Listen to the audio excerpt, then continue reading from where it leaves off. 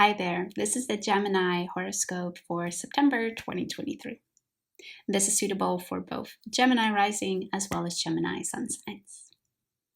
The month should start off a little bit easier than August ended. This is because Saturn and the Sun are finally done opposing each other.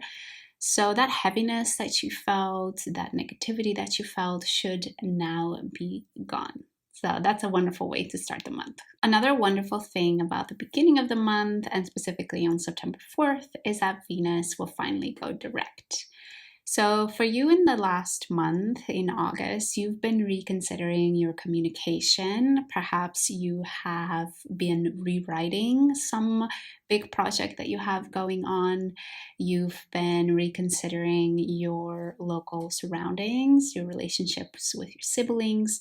And thankfully, that is now over. So anything that you have learned in August about the way you communicate, about your relationship with your siblings, about how you write, how you come across to others, you can finally actually take steps to adjust course. And right after Venus goes direct, Jupiter goes retrograde. And Jupiter will be going retrograde for you in the area that shows your limiting beliefs, that shows the things that you need to let go in your mind and in your subconscious. So if there is anything surrounding the beliefs that you have about yourself, especially related to what you just learned about communication, then September is a perfect time to take inventory of your mind and just what needs to go.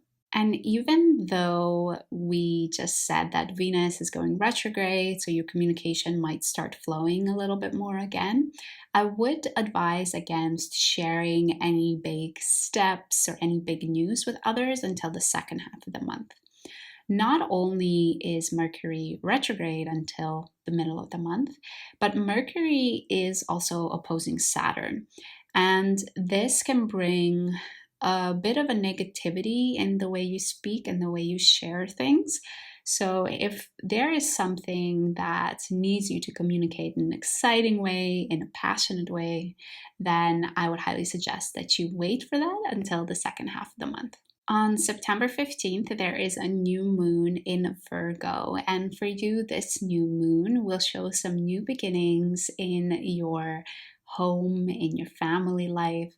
Perhaps you find a new apartment, you move in together with somebody else, or you reconsider and you reshift some things around your home space, around what brings you comfort and stability. So that's a little exciting thing. And in September, this reflecting that we especially talked about on your limiting beliefs might not come so naturally.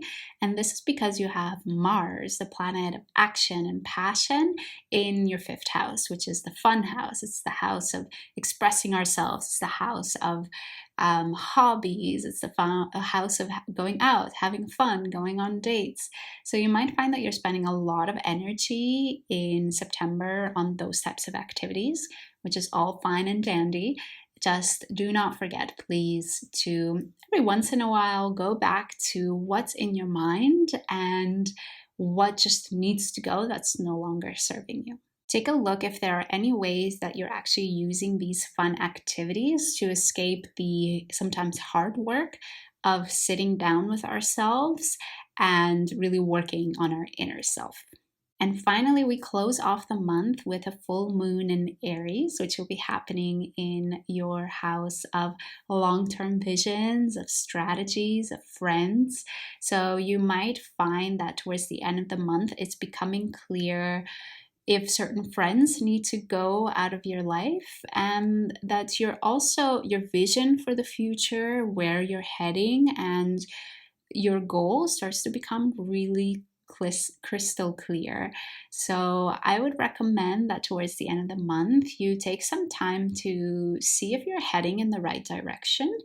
And if you're not, if there are things that are distracting you to your laser focus to where you want to go, then this is a perfect time to let them fall to the wayside.